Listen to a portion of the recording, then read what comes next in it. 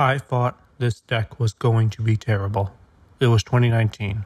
I was attending my first semester of college, and like me, Magic was undergoing a massive change. Throne of Eldraine had just been released as arguably the strongest standard set in 15 years, and it kicked off a new era of power creep. This power creep was immediately felt in Commander.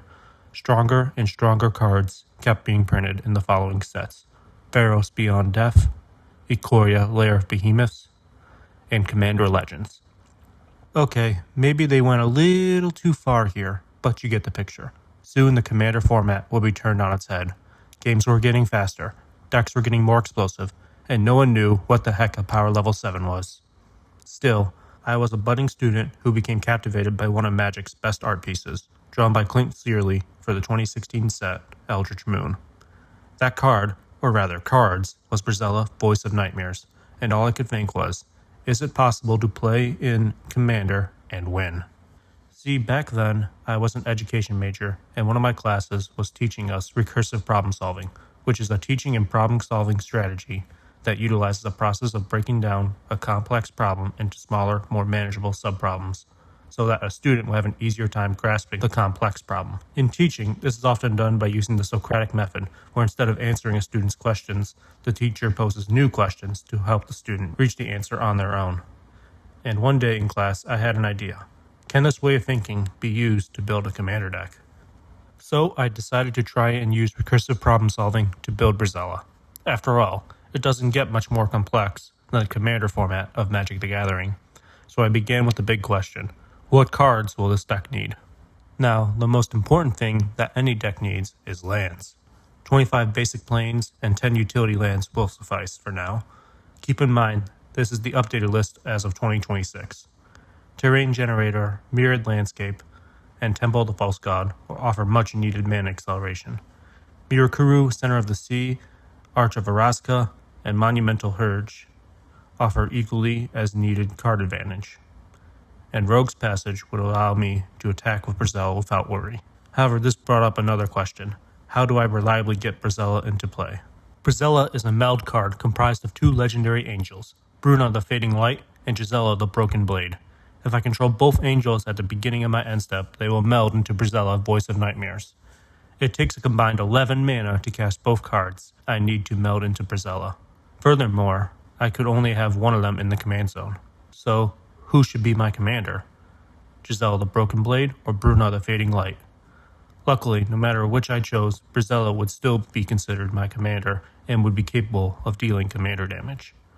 Ultimately, I decided to go with Bruna, because her reanimation ability can put Gisela from the graveyard into play, meaning instead of 11 mana, I now only needed to pay 7 mana. I now had two new problems to solve. First, how do I reliably get to 7 mana quickly?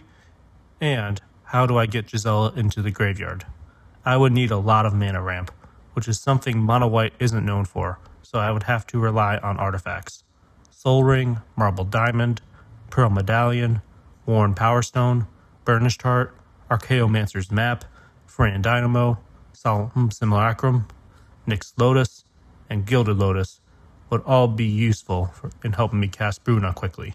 Mindstone, Hedron Archive, and Throne of Eldraine are also great RAM cards, but they could also be used alternatively for card draw, another mono-white weakness. Starnheim Aspirant reduces the cost of angel spells by 2, and Giada, Fount of Hope, taps for white mana that can only be used for an angel spell. Coveted Jewel draws free cards when it enters and taps for free mana, but it can be stolen by other players. Luckily, I have large flying vigilance creatures that are great for defending and recovering the jewel. The second new problem I had to solve was how do I get Gisela into my graveyard. Codex Shredder and Ghoulcaller's Bell will each mill one card into my graveyard each turn, while Perpetual Timepiece mills 2 cards each turn. Millikin is one of the best cards in the deck as it addresses 2 issues at the same time, by milling a card every time it taps for mana. Palantir of Orphank allows me to scry 2 at each of my end steps, and then an opponent chooses whether to let me draw a card or mill cards equal to the number of influence counters on Palantir of Orphank, and they lose life equal to the total mana value of the cards I mill. But what if any of our useful artifacts end up getting milled? I'm running Buried Ruin, which can be sacrificed to return an artifact card from the graveyard to hand. These methods are great for getting Gisela into the graveyard from the library, But what would happen if I draw Gisela? Gotta Reach Sanctum and Masalanti the Great Door both allow me to draw and discard cards into the graveyard. The Great Door can also become a powerful mana generator in the late game. Gift of Estates will put 3 Plains cards into my hand if an opponent controls more lands than me. An upside to playing this card in the early game is I would often get 2 discard to hand size, which would allow me to put a reanimation target into my graveyard. Land Tax does the same thing as Gift of Estates, except Land Tax will trigger at each of my upkeeps, resulting in a lot of card advantage. However, Gisela is still a single card hidden within the 99. How do I consistently find Gisela in the deck? Thalia's Lancers is a 5-mana human knight that can search my library for any legendary card. This tutor effectively doubles my chances of finding Gisela. Esper Sentinel and Mangara the Diplomat are excellent sources of card draw for a mono-white deck. And like Thalia's Lancers, they are humans. This means they can all be targeted by Bruna's ability, which can reanimate any angel or human from my graveyard. That just about covers what the deck's basic needs are. Lands, mana ramp, basic synergy, and card draw. Now I need to go back to the initial question. Can this deck win? Or rather, how can this deck win? Let's use recursive problem solving to break down this even further. What is my deck's game plan? Is Brazilla a good enough win condition? And what happens if I lose access to Brazilla? However, it is important to remember Commander is not a single player format, and you cannot build a winning deck if you look at it from a single player mindset. How will this deck compare to other decks it faces? What decks and strategies are difficult for my deck to play against? In summation, what are my deck's weaknesses? Well, first, there's the fact that it's mono-white. Mono-white is notorious in Commander for lacking in both ramp and card draw. So how can my deck keep up with superior ramp and card draw found in other color combinations? When I first grappled with this, I truly believed there was no way this deck would ever be good enough to win games. I mean, come on. I want to play a 7-mana commander in the weakest color in Commander. This will surely be a failure. But still, I pressed on into analyzing my deck's specific weaknesses. Right now, the deck's biggest weakness is that it's completely dependent on finding Gisela and using Brazilla to close out the game. This deck is putting all of its eggs in one basket, that being Gisela. If something were to happen to Gisela, or I am unable to find it in the deck, what would happen then? I would still have Bruna and her ability to reanimate angels and humans. Angels tend to be larger creatures than humans, which makes them better targets for reanimation, so I decided to move into an angel tribal strategy to give me additional ways to win the game. However, there are more than 200 different angels in Magic the Gathering, and this deck only needs about 17 or so. The hardest question I faced while building this deck is, which 17? And believe me, there has been a lot of trial and error over the years trying to answer this question. But to narrow down our search, let's look at the 2 questions we still need to solve. What are the deck's weaknesses, and what game plan can this deck deploy to win against increasingly powerful competition? As I mentioned earlier, mono-white's weaknesses are very well known in EDH. White decks often fall behind other decks in terms of resources, and are often outgunned in the mid to late game. I already have a lot of mana ramp cards thanks to this deck's artifacts, but card draw is still an issue. So logically, I should play an angel like Bojack Investigator, who can get me card draw through the creation of clue tokens. But sadly, there are not many other angels that are good at drawing cards. However, card draw isn't the only way to get card advantage. But what is card advantage, and how is it different from card draw? Card advantage is in essence any method that increases the number of cards you have access to compared to your opponents. There are many commanders who are able to generate card advantage without actually drawing any additional cards. In fact, I already did a card advantage assessment when I chose Bruna to be my commander instead of Gisela. The graveyard can be a great source of card advantage by allowing you to reuse cards you normally wouldn't be able to. And luckily, there are a few angels similar to Bruna that can help me get card advantage out of my graveyard.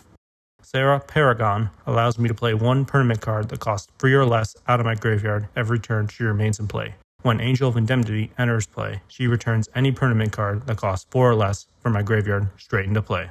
Angel of Indemnity also has an encore ability that can be played from the graveyard. Emeria Shepherd is the most powerful Angel Reanimator because she can target any non-land permanent in the graveyard. Her landfall ability will return that permanent to my hand unless the land played is the basic plains, in which case the permanent goes directly into play. There is a powerful value loop with Emeria Shepherd and Burnish Art, where she constantly brings back the Elk and another permanent each time the Burnished Heart's ability is used. Rhea Dawnbringer can reanimate a creature card at my upkeep, although she does cost 9 mana.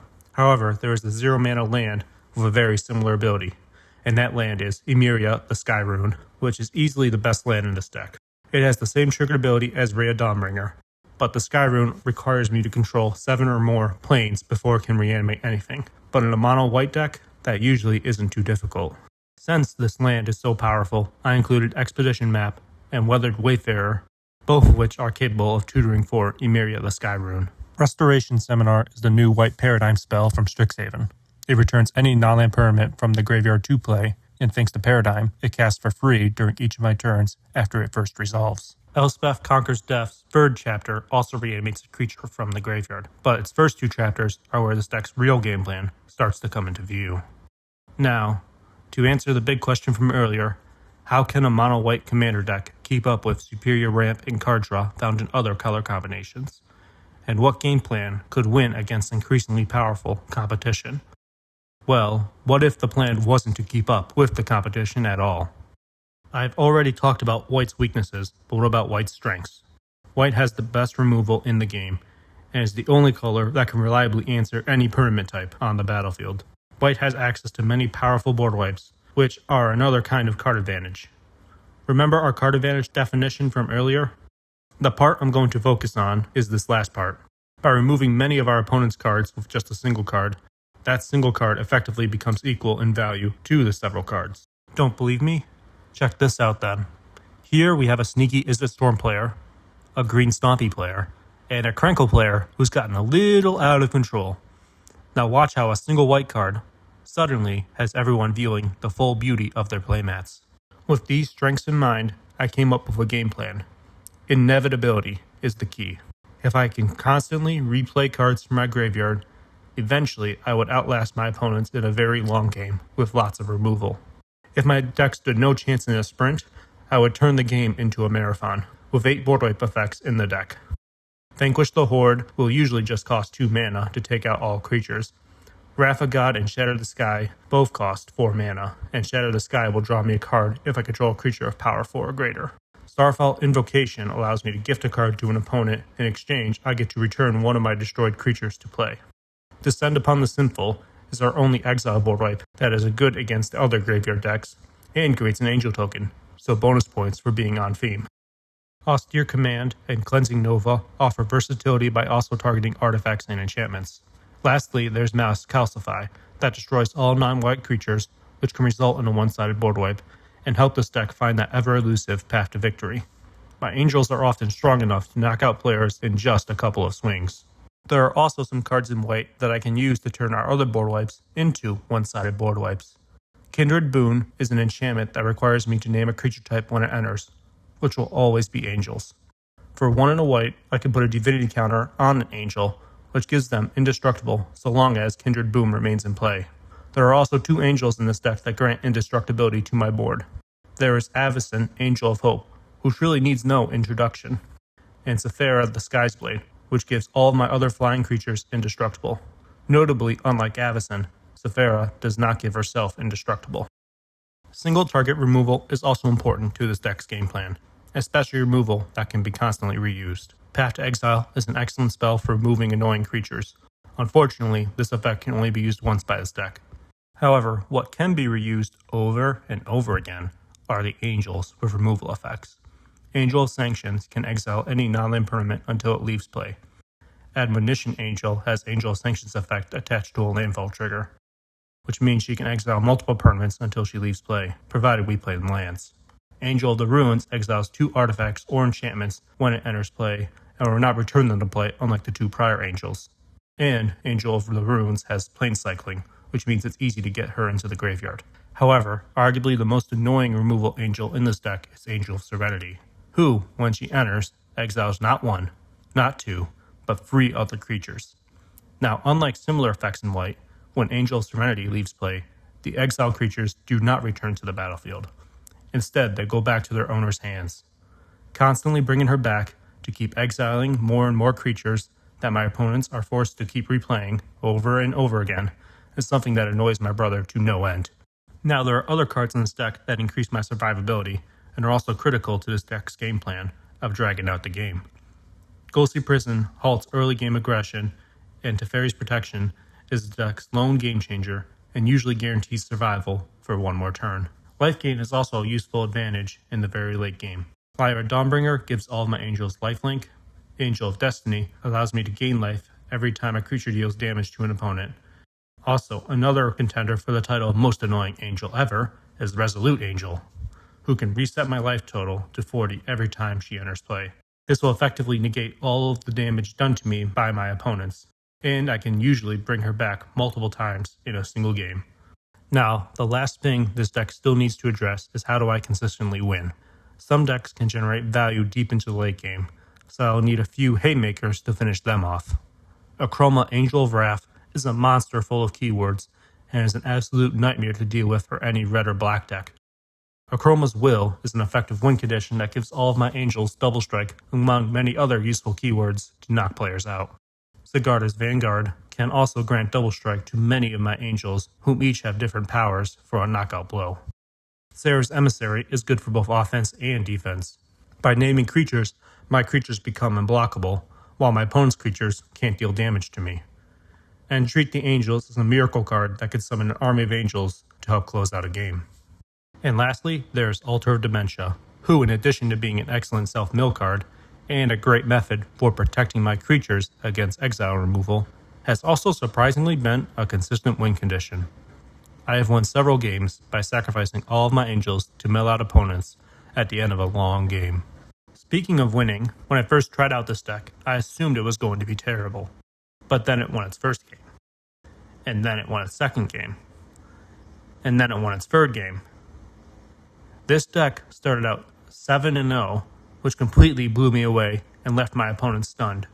This deck has been described as a Terminator. It will not die, and it always manages to come back. I've even won a game with over 75% of my deck in exile. The recursive problem-solving method had proven effective at building a commander deck, and I still use it when constructing new decks to this day. I believe most players go wrong with deck building when they lose sight of the true goal. So if you take anything away from this video, please listen to what I'm about to say. Poor deck builders evaluate cards based on how powerful a card is, or how well a card synergizes with the commander. This way of thinking reviews cards as individuals rather than parts of a machine. Instead, the big question in deck building should be, does this card help with my deck's game plan and strategy? Strategy is key to deck building, not powerful cards. Below bracket 5, you are not looking for the strongest cards. You are looking for the right cards. Commander is unpredictable and often uncontrollable, but as a deck builder, you have control over what goes into your deck. You must keep the deck's overall game plan in mind when making decisions, and keeping your deck strategy in mind will help you through the dreaded cutting process. Trial and error will be needed to refine any deck, but it's most effective when used to hone a clear game plan. Thanks for watching, and if you want to see more deck techs like this, or a more in-depth video on the possible commander strategies you could employ, please leave a like and subscribe.